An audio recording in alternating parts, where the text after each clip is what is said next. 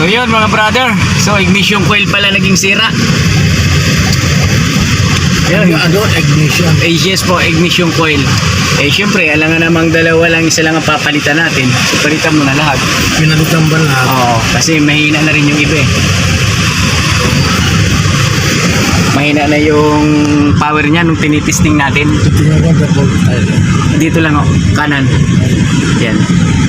Dito, yan. Yan, si Busing na yung pinag-drive natin para malaman niya kung ano ang takbo. Kasi kanina pag nung tinesting niya pa imos, Talagang malakas ang ano? yung pagaro-garo na. Oo. Kakajut-kajut, no? Oo, akala ko titigil ako eh. Ay, hindi naman o titirik yun. Ha? Ay, hindi naman o siya titirik. Hindi No, titirik. low power lang siya. Ibig sabihin, may yung coil nga, may pundido doon. Oo. So, mahina na siya. So, yun lang, naging ayos na. Eh, syempre, bago spark plug, bago ignition coil. So, ano Oo, pang hanapin niya? bago-bago yan.